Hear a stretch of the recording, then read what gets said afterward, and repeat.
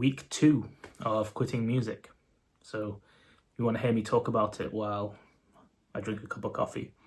That says that coffee is better when we enjoy it together. Together's you, by the way, in this case.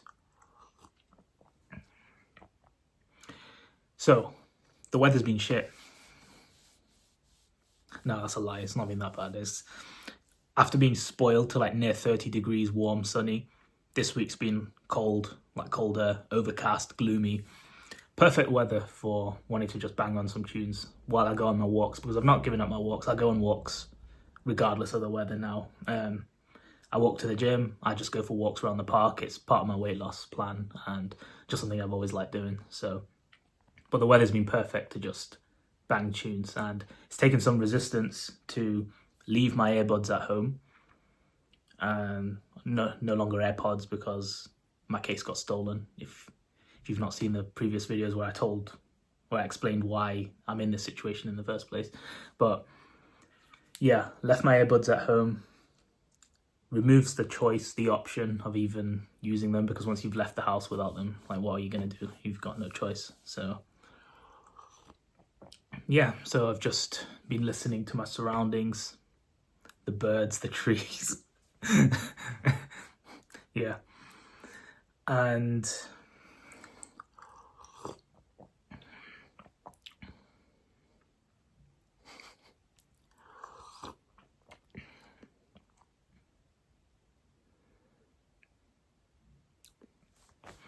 I've been thinking about times when people listen to music the most. I used to live in central London, so I used to take the tube a lot, the underground or the subway if you're American.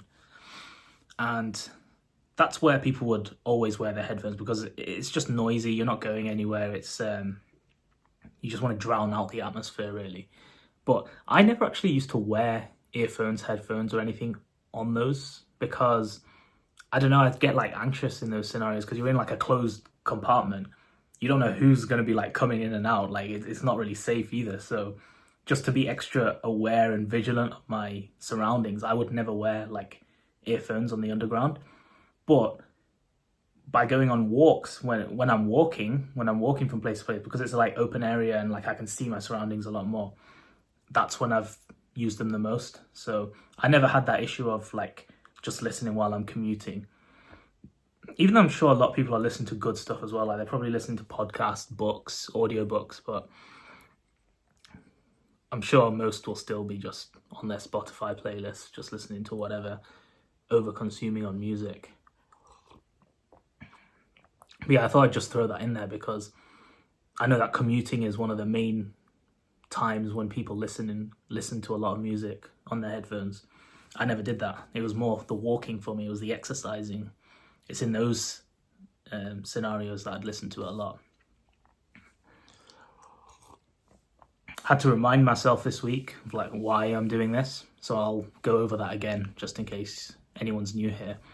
But I'm in the pursuit of mental clarity. Like, I want to reduce the inputs going into my mind that are influencing my decisions and my subconscious, and one of the ways that happens is through music. And I'm not necessarily against music. I write about this as well, where music is something that humans have engaged with for so much time, like for as long as we've been around, basically. So it is human to enjoy music. It's just that the way that it's pushed on us through and made easy to consume through streaming services and whatnot, it's encouraging like an overconsumption where we're just listening to mass-produced garbage. It's actually not that great, and unless you spend the time to like curate and find things that you genuinely enjoy, I don't think it's worth it. I think a lot of people just listen for the sake of listening. They're just consuming for the sake of consuming. And this is just one thing in music, but that's in general. I feel like anywhere across from media to like TV shows, movies, even food, things like that, we're in a state where we're of overconsumption, like consuming for the sake of consuming. So that's what I'm tackling here, and music's just one of the things that I'm working on, really, to cut down on and be a bit more intentional with the way I'm listening and consuming.